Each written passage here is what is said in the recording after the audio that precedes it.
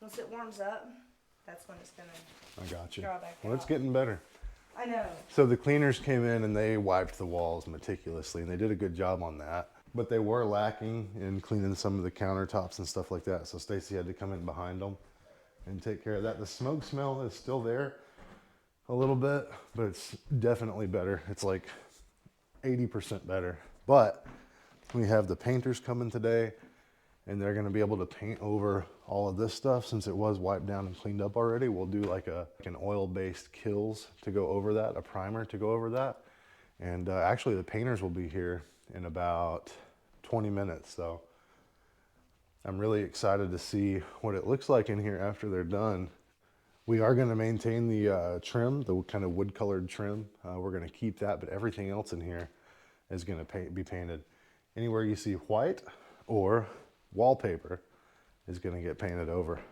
This room here was probably the worst with the smoke.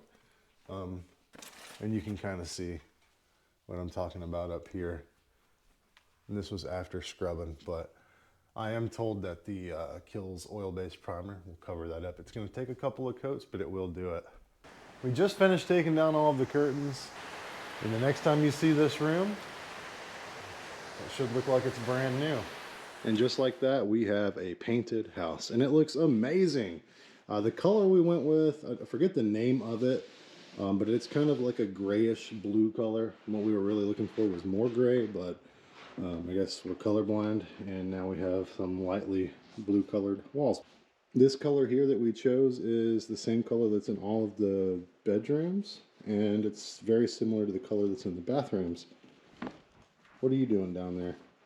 I'm scrubbing the nicotine specks off of the wall because it's driving me insane sitting here looking at it, and like, you should see how filthy my water is on kind of all this soap. Let me see if I can move it aside. Yeah, that's bad. And that's just from like around the border of that door to right here at the outlet. So like 10 square feet? Yeah. Less than that probably. It's pretty nasty.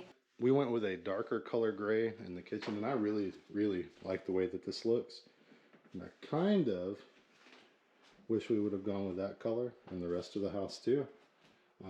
But it is what it is. You know what? It doesn't smell bad in here anymore, and it looks amazing. So that is all that matters. Very happy with it, and even with the carpet still in the house, you really don't smell the smoke at all. So we'll probably go ahead and start the move-in process, and in the next video or two, we'll give you guys a full, complete tour of the house painted. Looks great. Big day today, guys. We just got a call from our dump truck driver, and he just left the gravel pit. So today we're getting a brand new driveway. I think I hear a dump truck coming down the road. There he is. Where do you want to start back there? I guess in front of the boat and the camper over there is where you can start kind of releasing I'll it. tell you what I would do. Tell me, man.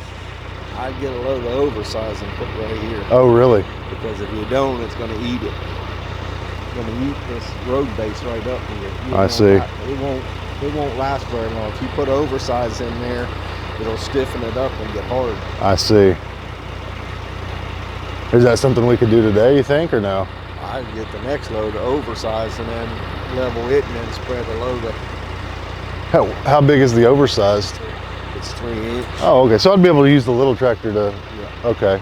It's just not as easy to level, but Right.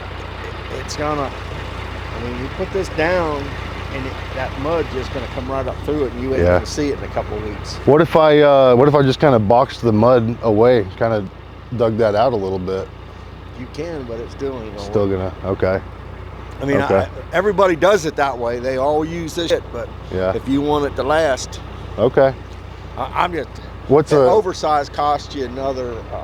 It's 11 something a ton instead of 9. instead of 9? So it's not much more. Yeah, that's what I would do if it were mine. Yeah. I mean, that's Let's do it your then. decision. You want this piled up, or you want me to?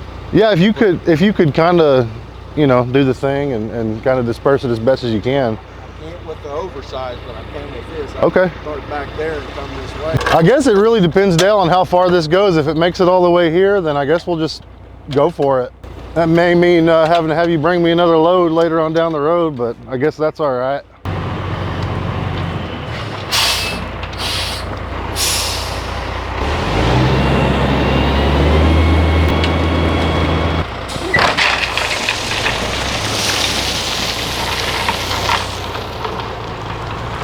All right, there's our first load down. We got the beginnings of a driveway. We made it all the way from the front of the camper out to here. And Dale dropped a majority of the load into this hole right here, which he was saying we probably needed a bigger size rock to fill that in. He said he anticipates the hole to kind of eat this rock up, and then we'll have to get more brought in. So we're just gonna kind of see what happens. Hopefully this is good. If not, we'll have to get him to bring some more and throw on top. But that is the beginnings of a driveway. Petra decided she wanted to help us today. I've never done this before, so I'm trying to figure out the best way to do it.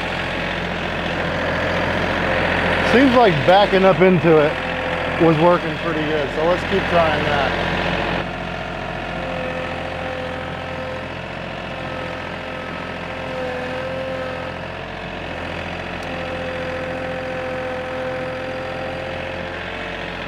Okay, let's try lifting the box blade and using the front of the bucket.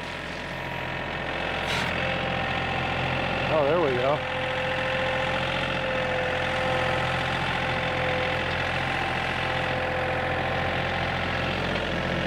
Okay, so after about 3 loads of gravel and a ton of learning how to spread rock with a tractor, we got something that looks like a parking lot and a driveway. We're gonna have to get a couple more loads. We kind of had to stop there. I'd like some more gravel on that side of the carport and in between the carport and the house over there.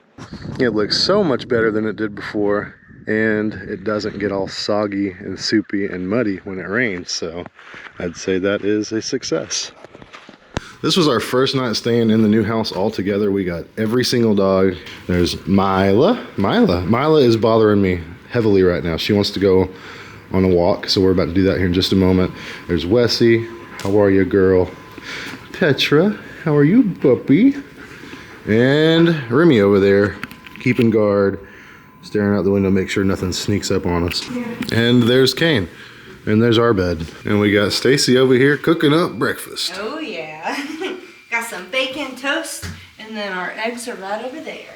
So we haven't really formally moved in. It really kind of just feels like we're staying at an Airbnb, kind of playing around in the woods and fishing and all that stuff. But in reality, we've brought in minimal amount of stuff so that we could stay here and we could wake up here and we could get to work here. The main reason we've been staying here is because there's been like Arctic temperatures, and while the central heat and air does work, we don't want to rely on that solely. We want to be here in case it goes out. That way we don't all of a sudden have bursted pipes and a huge mess to deal with as far as that goes.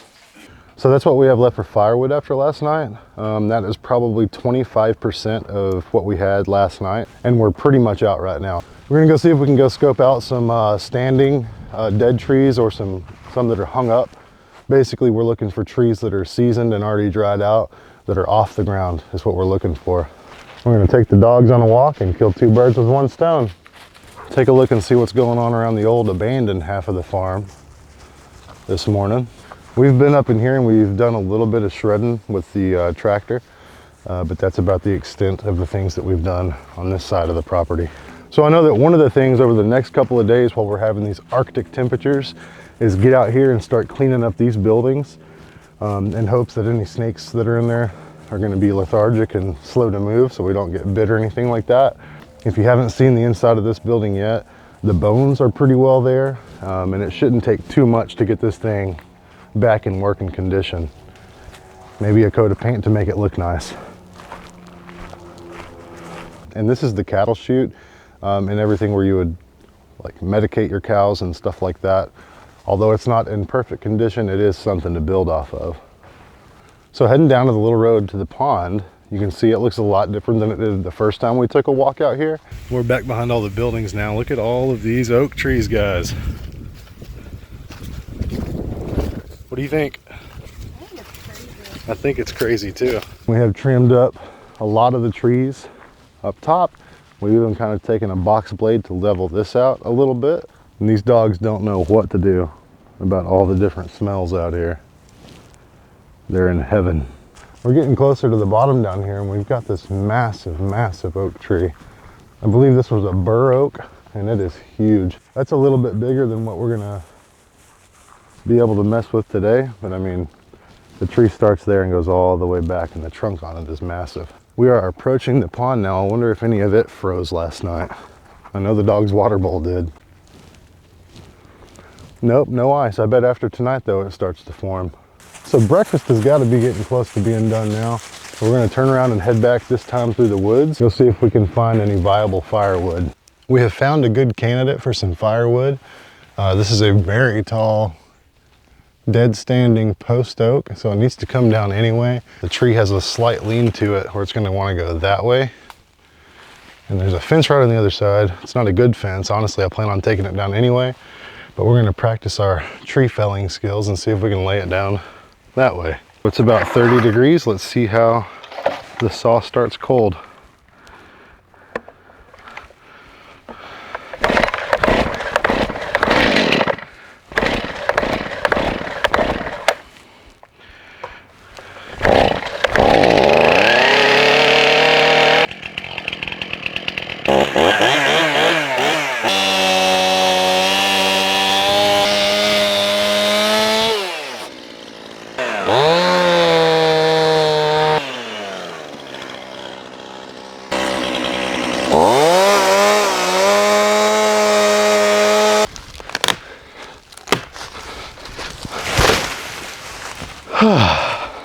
It's pretty obvious we have a lot of learning to do as far as falling trees goes, but we'll get there. It's on the ground. We're going to chain up to it, drag it out here into the open where we can work on it.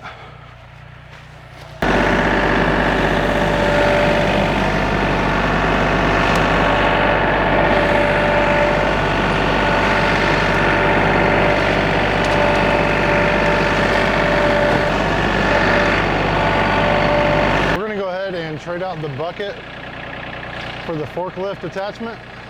That'll help us get that log off the ground so we can cut it.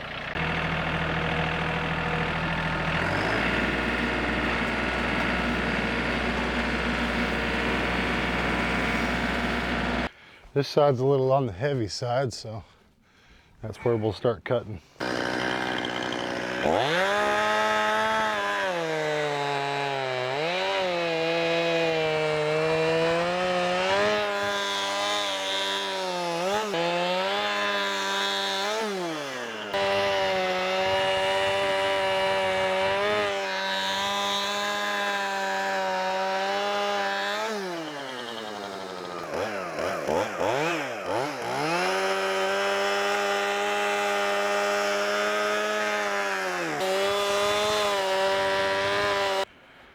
All right, that is that entire tree all the way bucked up and mostly split. There's a couple of splitters here. The rest of it is probably just going to be burned how it is. All right, so today we're working in this little pasture. I guess it's about 2 acres and it's overgrown with mesquite trees, and it was completely encumbered with weeds and Johnson grass that was 7 foot tall. Last night Stacy and I bush hogged this whole area except for where there were mesquite trees, and we could have mowed over most of those with the brush hog, but we didn't want the little thorns laying all over the place scattered from the mower. So we're going to cut those off at the base. We're going to spray the stump with a mixture of crossbow herbicide and diesel, and that will soak in and kill the roots, and we won't have any other little shoots coming off of there later this spring. That's going to be the plan today, and then we're going to finish mowing up in this little pasture here.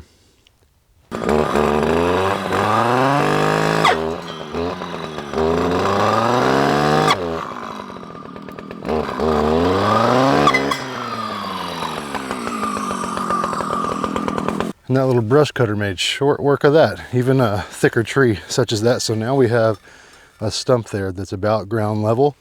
So now we're just going to apply a liberal amount of the herbicide to the stump, and that will not grow back next year.